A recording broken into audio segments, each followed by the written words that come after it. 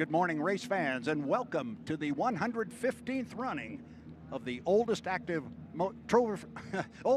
trophy in all of motorsports, the APBA Gold Cup. My name is Brad Luce. We are here on the Columbia River.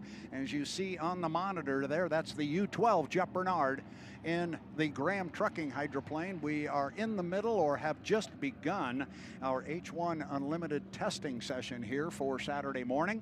We've had a couple of boats out on the water already. Both of the boats from BWR Racing, the U27, the Miss Apollo and Dave Villwock, were out, ran a couple laps, as did Andrew Tate in the U91, the Goodman Real Estate. Jeff Bernard in the 12 came out with him. He remains out on the water. This appears to be a bit of a timing run, although the foot doesn't seem to be buried too deeply there. This is the boat that has undergone an incredible amount of work during the off season, and especially over the last 5 or 6 months. Fans who were watching this a year ago here on the Columbia remember a very scary and devastating crash that happened down in turn 1 involving this boat, the U12, the Graham Trucking. It was driven by Bobby King at the time, and the U27, a Miss Apollo, and Dave Villwock. It was a scary accident. Both drivers came out of it clean, but the U12, not so much.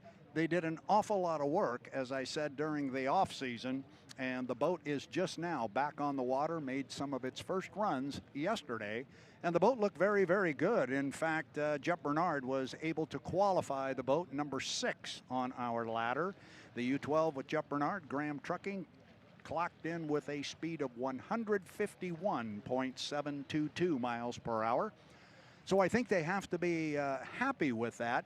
And for our longtime boat racing fans, they will know that they put a boat out on the water, and out of the box, turning laps at 150, you have to probably assume there's another 7 to 10 miles per hour in that boat somewhere, and that's where it becomes up to the crew and the crew chief to find it and find that correct combination.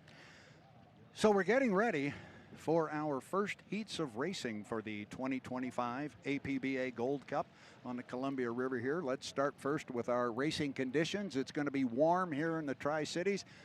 No big shock there. It always is. That's part of the shtick here when you come to Eastern Washington. It will be warm. The water conditions right now are absolutely perfect. There is the chance of some wind later in the day, but if you look at the computer models and so forth, and what has been happening over the last few days, is that wind has picked up a little bit, but it's been pretty much after 5 o'clock in the afternoon. So hopefully everything will just continue along those lines, and we'll be able to get all of our racing in this weekend and today for starters. That's certainly the plan, because Mother Nature has had some other ideas as we've been to other venues on the circuit. We got blown out completely in Guntersville, Alabama. That was the first week of June. And then in Madison, Indiana, we were able to get a final heat in, but we had to do it on an abbreviated schedule. And that made for not as much racing in the Indiana Governor's Cup as the fans and the drivers and teams all wanted. But we're here now in the Tri-Cities. It's the APBA Gold Cup, and we hope to get the whole thing in. So if you have yet to see our draw for heats 1A and 1B, I'm just simply going to tell you that heat 1A is going to come up at 2:35 this afternoon, and that is Western or Pacific Daylight Time. Pacific Daylight Time, 2:35. That is a start time, not a 5-minute time. So that will be when the boats will be on the start-finish line. 2:35 this afternoon, and heat 1A should be a doozy. And actually, the same can be said for heat 1B. But heat 1A is going to feature the U8, the Beacon Electric, with J. Michael Kelly. He will be out here. Kelly qualifying at 160.568 miles per hour. Going to be joined by his teammate, Corey Peabody, in the Beacon Plumbing. Corey checked in at 161.703 miles per hour. Third in that heat's going to be the U27, Dave Villwock, Miss Apollo, qualifying at an impressive 161.603 miles per hour. And rounding out our field, just as if you drew it up the way you'd like to see it, our top qualifier, Andrew Tate, the Goodman Real Estate.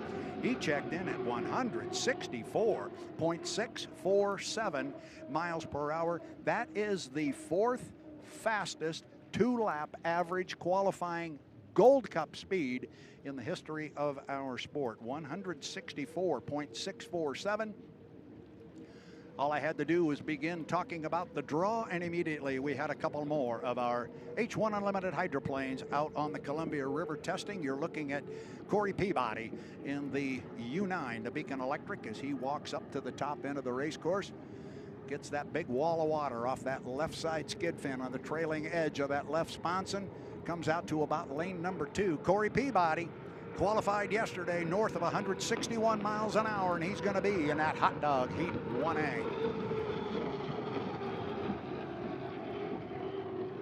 Corey's going down to the bottom end of the race course, and this is a different race course than the boats have run on for the last number of years. Now, it's the same race course they ran on during testing out here at the end of May. So they did change the course, and the big difference is it's still a 2.5-mile race course, but as you watch Corey go up the backstretch now, the course is now asymmetrical, and he comes off the lower corner going up toward the top end. It is a tighter turn up at the top end. It used to be 1,200 feet across from the entrance pin where he is now to the exit pin. If you drew a straight line across, you'll see the exit pin. There it is there. If you drew a line straight across there, it was 1,200 feet across that corner. It is now 900 feet.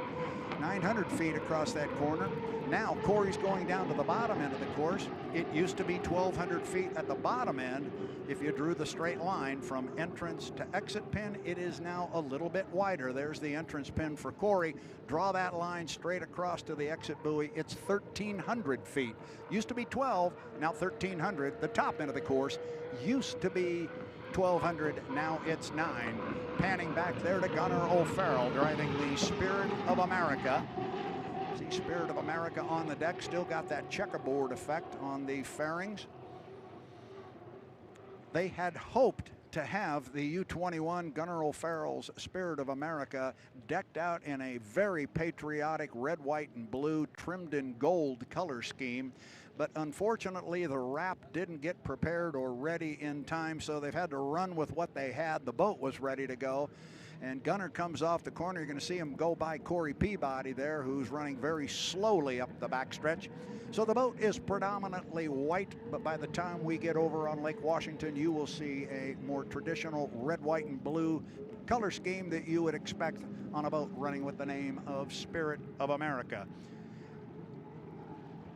Gunnar O'Farrell qualified yesterday at 147.967 miles per hour, and you could see there on the screen he's definitely running a wide line around the race course. He was yesterday during testing and qualifying as well. I think there's a lot of speed in this boat, and if he were to tighten that boat up and take it to a further inside lane, I think that 147 would probably grow at least into the lower 150s perhaps. Now Corey was crawling all the way up the backstretch. This is definitely a timing sequence as Corey's going to come off the top end of the race course here. You're still looking at Gunnar up the backstretch, but you're going to see Corey go by on the foreground of the camera here, and he's rolling as he comes across start finish right now. Oh, you just saw the bottom of that tail at the bottom of the screen there. Corey crawled all the way from the bottom end of the race course all the way up to the top of the race course. And he's got another timing maneuver going on here as we're still watching Gunnar, but Corey has cut the race course on the GP course down at the bottom now. So he's going to time his way around the race course based on that. Meanwhile, here comes Gunnar O'Farrell, qualified at 147.967. Gunnar, he will be in our Heat 1B. So we're just getting started here for the 2025 APBA Gold Cup, just getting started from the standpoint of racing on the Columbia River. We had our testing and qualifying period yesterday. It was a good day. Water conditions were terrific. Everybody had some good runs. The only issue that we had really from a qualification standpoint was the fact that the U9, the Beacon Plumbing, Corey Peabody, who's coming very slow off that corner. Now see if he doesn't punch it here and give a hard run to the line. And here he comes. The rooster tail comes up. So he's timing it right off the exit buoy. And and with some of the checks I made yesterday, I had it at about a 9-second run off that buoy, but of course that depends on how much speed you bring to that exit pin. Now Corey's cutting the race course again, so Corey's definitely out here. He's got the course to himself. He can do whatever he wants to do, but he ran a timing sequence when he went all the way down to the bottom of the race course. Then he did it the next time, which was the last time he cut on the GP lower corner. This time he cut it earlier than that. So 3 different start sequences here.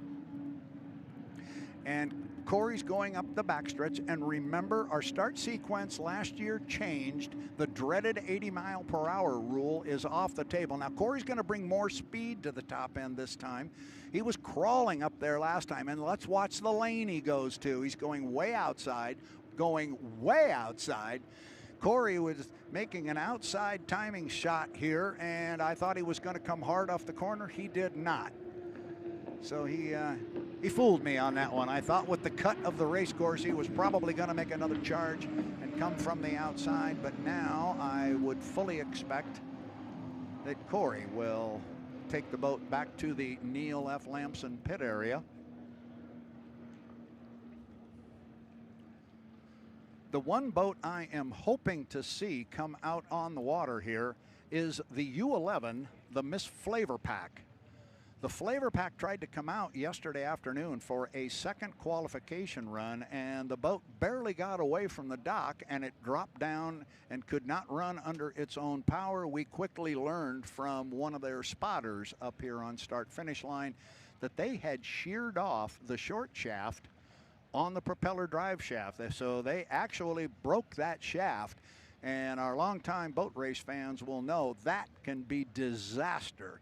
So the really good news about that, and if I wasn't so darn colorblind, somebody could tell me that I think that's the 11 coming out now, either that or I believe that's the 8. I believe it is. Now I get the light on it a little better. I thought maybe it was blue and yellow, but I believe now it is the red and yellow. So it's the U8. J. Michael Kelly will come out.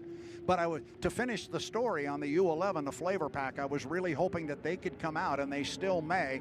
We'll maybe get a shot down there of the pit area, and hopefully we'll see that boat land in the water. There was no damage to the boat, and that's the good news. And the good news was it happened at the dock, and the boat was just barely going. And as our good time and long time hydroplane fans know, when that happens at high speed, it can be disaster, tearing up a bottom of a boat, tearing up a gearbox, and put an end to your weekend very quickly. But this is J. Michael Kelly driving the U8, the Beacon Electric, boat owned by Darrell and Vanessa Strong here out of the Tri-Cities, sponsored by Bill Cahill out of Seattle. Beacon Electric. Bill, hope you're watching and listening. The boats look great on the water. You got Corey, you got Mike in here. Those two guys together have claimed the last 3 APBA Gold Cups. I know Darrell, I know you, Bill, would like to make it 4 straight. And this guy's going to be a player, and Mike, of course, is going to be in that hot dog heat 1A. J. Michael Kelly in the Beacon Electric going to join Corey Peabody, Dave Villwock, and Andrew Tate. It's kind of a showdown here between Strong Racing and Bruce Ratchford Racing. Mike up at the top end of the race course. See what kind of a line he chooses to take. Nice tight line up there, about lane 1.5. Here he comes, acceleration off. Everybody loves to watch how Mike flies the right sponson, and there he does. Doesn't really hang it like he normally does, but a good light boat ride for J. Michael Kelly.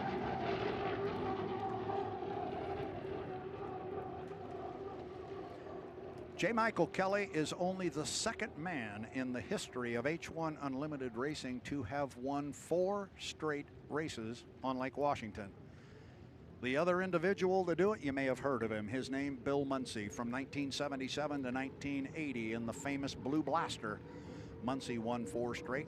JMK's got 4 straight himself. He'll be going for number 5 this summer on Lake Washington, but that's next week. Right now, it is all about the APBA Gold Cup, the oldest active motorsports trophy in the world. See what kind of a line Kelly likes. He usually likes to run tight to the buoy row, and he's definitely running laps. He's coming off about lane 1.5 up there at that. There's that hang of the sponson that he is so famous for. He just picks it up, and he just puts it about 5 inches off the water, and then just hangs it there. Just Personally, it scares me to death when he does it. And he, Corey Peabody did, which is make a left-hand turn on the Grand Prix course and go over to the backstretch. He, too, will do some timing marks here, I would assume. Corey fooled me. I don't think Mike will. And we talk about timing marks just to our new fans that may be watching. That comes into play on our start sequence for our H1 Unlimited heat racing that is going to come up at 2:35 this afternoon. Heat 1A will be ready to go. Everything in unlimited hydroplane racing is done on a clock start. The boats are not allowed to come out on the water. And look at Mike, he's really going to slow it down up there. And the point now is to watch Mike and see when he decides to put his foot in it and accelerate. Now he is crawling up there. Now here he comes. He starts to put his foot back in it and see if he doesn't put his foot all the way in it. And that's what he's going to do. And he is timing how long it takes him to come from that point at the race course at that speed to mashing his foot all the way down and bringing it to the start and finish line. J. Michael Kelly, the U8, the Beacon Electric. And he's going to cut the course again. Exactly the same thing Corey Peabody did. Corey went all the way down to the GP turn, and then the next time down cut it short. Mike just did the same thing. I don't think I'll fall for that same trick twice. We'll see what JMK wants to do. But I was mentioning that our racing is done on a clock start. The boats cannot come out for their heat races until 5 minutes before the beginning of the heat. And then the boats can come out on the race course. Now, the key fact here is when the boats do come out for their heat, they do not know what lane they will be racing in. They fight for lanes. This is what a lot of people refer to as good old-fashioned boat racing. And here's Mike. He's crawling up there again. See how far he wants to drop it down, and he'll probably put his foot in it right when he gets to that buoy. And he's got spotters here just off to my right. See if that's what he does. Here he comes. Michael put his foot in it, and he's coming from almost a dead stop up there, so he's not going to bring a lot of speed down, but it's the timing. How long does it take him to get from where he was to the start-finish line, which is right there? And as I mentioned, he's got his spotters up here with stopwatches telling him just exactly how long that took. That will come into play during the start sequence for our heat races. So when the boats come out on the race course, they don't have any idea what lane they will be in. They will fight for the lanes. They will maneuver during this 5-minute milling period before the race starts. Then they get into their lane. They have to declare that lane by being in it at a certain time. We have what's called a score-up buoy, which is the start-finish line here, and the boats cannot cross the start-finish line as J. Michael is going to cut the top end of the race course. Now he's taking the GP turn at the top end this time. That's a legal maneuver. They have to stay behind the start-finish line where Mike is right now. They have to stay behind that line at the 1 minute and 15-second mark. And then the boats have to go all the way down to the bottom end of the race course, come around one more time. When they do, it will be punch the throttle, use that timing mark. Make sure you do not get across the start-finish line before the clock strikes 0. If you do, you incur a penalty and you're not going to win. If you are 2 ticks late, you're going to be behind everybody going down into turn 1, and you're probably not going to win from that position either. So it sounds a little confusing. I know we come out, there's a milling period, you can cut the race course, we have a score-up buoy at 1:15, then we start at 0. It sounds a little confusing, but it's not. Once you see it, you will understand it and it will make sense. So for you new fans, first of all, welcome. If this is the first time you've ever seen an unlimited hydroplane race, we really welcome you to our broadcast, and you are coming in, well, at the biggest event we have every year, the American Powerboat Association APBA Gold Cup, first contested in 1904. So it is an old trophy, and how about that? We're going to make me happy here. Here comes the U11 and the Miss Flavor Pack, Jamie Nilsen. He will come out on the water. I mentioned they broke a short shaft on the propeller shaft yesterday afternoon. There was no damage to the boat. I talked last night to the inspector who looked at the piece when they got the boat up on the trailer. He was kind of explaining to me what he felt had happened. But the big thing being there was not any damage to the boat. That's the good thing. And Jamie Nilsen has his ride. The Miss Flavor Pack, the U11, just a gorgeous hydroplane as it goes up the backstretch. The boat is owned by Scott and Shannon Rainey out of Cle Elum, Washington. It's driven by Jamie Nilsen out of Gig Harbor. Now, how about that corner? Nice corner at the top end for Jamie Nilsen. He will come down and make sure everything is okay with this new short shaft. Flying the boat a little bit. Not too quick just yet. And I guess we can't put Jamie Nilsen out on the Columbia River racecourse without mentioning this man has quite the penchant for getting an inside lane. He's very good at it. And as I mentioned, when the boats come out, they do not know what lane they will be racing in. They quote unquote fight for those lanes. And Jamie's one of the best at it.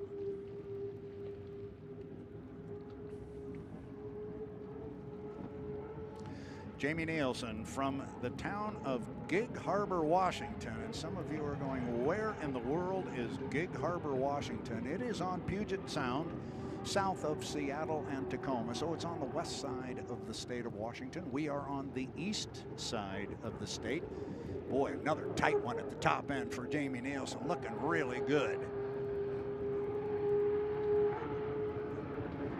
You can see Jamie working the canard wing there on the screen. That's the leading edge at the front of that boat. You could see him maneuvering that to put more air under or less air under the boat as he came off the corner. Typically, when you come off the corner and put your foot in it, you want to stand on that canard and drive as much air as possible underneath the boat to get it up and get it floating, and then you want to back off of that a little bit, but to help it accelerate off the corner, and especially where Jamie is right now, that is the slowest part of this 2.5 mile oval here on the Columbia River, and that's because you're coming out, and I probably should change that. I've said that for so many years because that's the corner that you come out and you go against the current. But I guess I would change that now as I'm sitting here listening to myself talk. As he comes off the corner right here, given this is a 400-foot tighter corner than the one at the bottom end, I would assume that's the slowest part right there where he comes off that exit pin. But Jamie Nilsen putting a couple of laps in the book here in the U11, the Flavor Pack. And he's going to pull that maneuver of cutting the race course a la Corey Peabody and JMK. So this guy does an amazing job of getting an inside lane. He likes to go up and park in it, and then he parks in it early, or many times he does. He'll park in it early in the 5-minute sequence, and then he has to defend it because other people can go by him, and if they get legal overlap, which during the warm-up period is 5 boat lengths, if somebody gets 5 boat lengths ahead of him, they can move to the left in front of him and take away an inside lane. So it gets very strategic, and we'll see how Jamie decides to play this as he comes up. I believe we have the 27, and Dave Villwock has come out on the race course. He is up the backstretch, but meanwhile, here comes Jamie Nilsen. Across start finish, you may see Villwock in the backstretch. Yeah, you saw him go by there on the screen. So a couple of our race boats are out here. I made the comment last night that I was, perhaps of all the boats I saw run, the one that maybe surprised me or that I was most impressed with yesterday was this U27, the Miss Apollo and Dave Villwock. They came out right out of the box and turned a lap at 163 miles an hour in testing. It was pretty impressive, and he did not lose it to tech inspection. You're going to see maybe the rooster tail come by there. You're going to. You saw Dave Villwock go by the bottom of the screen. Dave, it looks like, is going to go all the way down to the bottom end of the race course as Jamie Nilsen continues his stroll up the backstretch. Again, beautiful conditions here on the Columbia River for the 115th running of the American Powerboat Association Gold Cup. Jamie doing some timing marks off there as Dave is running hard up the backstretch. Coming up behind him, you will see Dave go by at some point here, coming up pretty quick as Jamie comes to the start and finish line. And nice camera work there.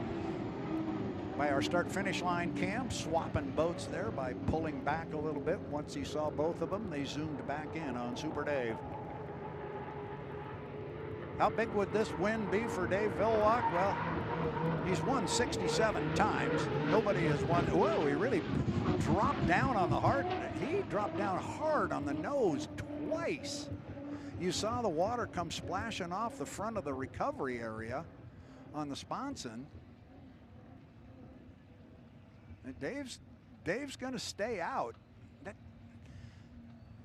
That just didn't look right from here. Now, obviously, nobody knows it any better than Dave Villwock, but we're talking about, you know, what would it mean for him to get a win? He's got 67. He has more wins than anybody has ever accomplished in the history of hydroplane racing. He's out in front of the legendary Bill Muncy by 5 wins, 6 ahead of his buddy Chip Hanauer. But Dave has 10 Gold Cup victories. If he got an 11th victory here, that would tie him with the aforementioned Chip Hanauer with 11 Gold Cups, and they would be atop the list. So Dave's number 2 in not very many categories, and that's one of them. He's number 2 in Gold Cup victories with 10.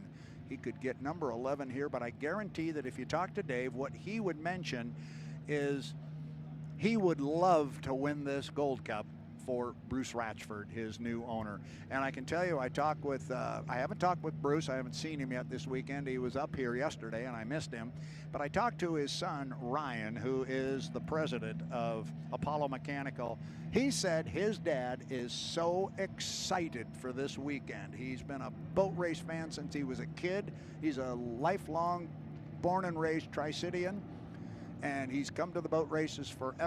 And he just loves it. And here he is with the Gold Cup at his race, and he's got 2 mighty fast race boats in it. Ryan said Dad was pretty darned excited. So hopefully we'll have an opportunity as Dave starts to put the foot in it at the entrance pin to the upper corner. Dave's going to bring some speed down across the line. Again, more timing marks. This is a different race course, so they're coming out here and everybody's learning, you know, the timing spots are going to be a little different. I would be remiss if I did not mention that when Dave started the season in Gunnarsville, Alabama, he was running one particular boat. That was the boat he drove a year ago that was built by Charlie Wiggins and his team and assisted a lot by Dave Villwock in that process to get the job completed. And that boat was then purchased by Bruce Ratchford, and that was the boat that Dave drove in Gunnarsville, the 2024 hull. But there was a spectacular crash in Guntersville, Alabama, and Dave tore up the boat pretty good, and they missed the race in Madison 3 weeks later. And I think everybody was expecting that we would see the newer boat out here this weekend, and then during the week we got notification from the team that they would be running the older boat. This is the 2007 hull, and for those of you that have followed the sport for many, many years, you know what I'm about to say. This is the one they refer to as Sharky. It's a boat that is very, very famous. It is 3rd on the all-time win list with 25 wins. This boat has 25 wins, including 4 APBA Gold Cups and 8 National High Points Championships. So, yeah, this boat knows the short way around the race course. Dave Villwock knows the same. Put those two together. Could we have a winning combination here this weekend? We just might. Dave hard through the lower corner. Acceleration as he starts to come upstream here on what is a glorious day here in the Tri-Cities. Dave qualified yesterday at 161.603 miles per.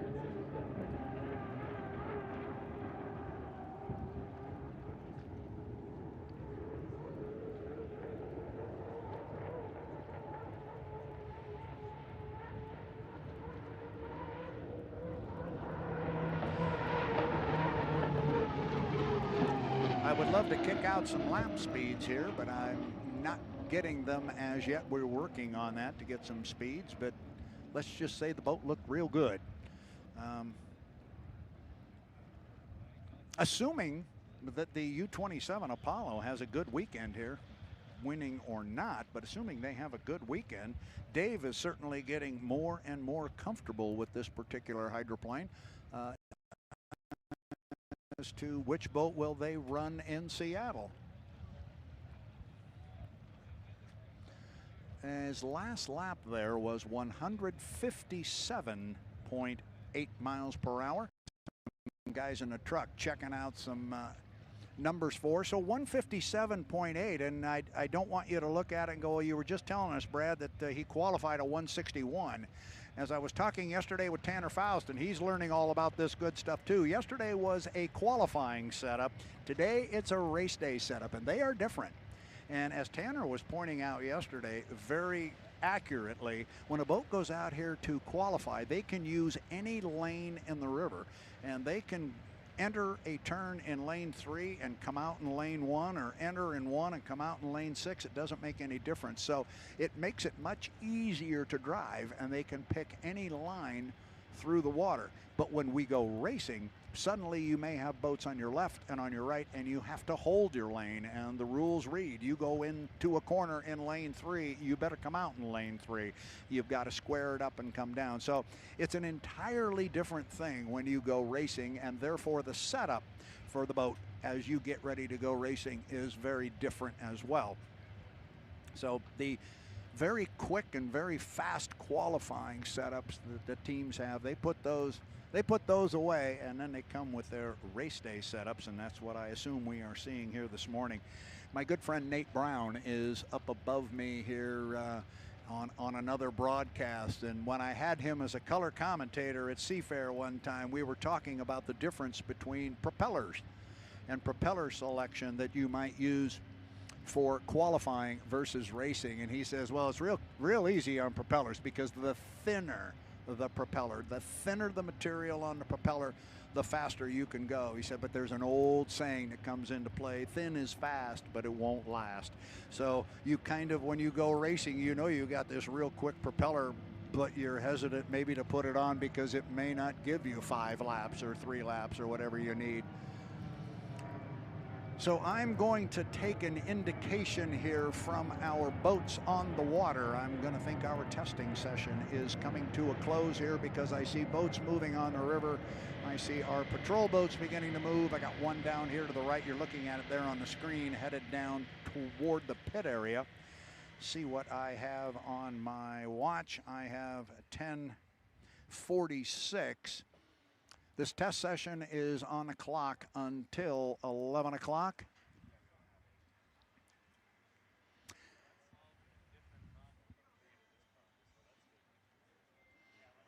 I am told that we have no boats currently in the water. I'm going to take a step here from my comfy recliner chair that I have. I'm going to step around the front here. Take a look up on top. Oh, and we have a black flag flying over the race course. So the race course is closed. Our test session is done. And that means that we are going to very quickly and very shortly, we are going to step away, because we are going to give way to the air show, which is coming up at 11 o'clock. They have quite an air show here at the Tri-City Water Follies. I should mention it is the 60th Tri-City Water Follies event. The 59th time H1 Unlimited hydroplanes have raced on the Columbia River. The year 2020 claimed our race due to COVID, so we're one behind in the number of races. However, the Tri-City Water Follies did go forward with an air show in 2020, so it's the 60th anniversary of arguably the biggest celebration in all of Eastern Washington. So my name is Brad Luce. Let's take a look at our schedule as we move forward for the rest of the day. We are going to come back on. First up is our Heat 1A for H1 Unlimited. It's going to come your way at 2:35 Pacific Daylight Time. And as a reminder, 2:35 is the start time of the heat. So boats will be on the water at 2:30. Maybe get in here a little bit before that. Tanner Faust and I will be on the pipes here. We will give you the build-up, run down the field and qualifying times and everything you need to know for Heat 1A of the 2025 APBA Gold Cup coming up at 2:35. One last time, those boats that will answer the bell, the U8, the Beacon Electric, driven by J. Michael Kelly, going to be joined by teammate Corey Peabody in the Beacon Plumbing, the U9.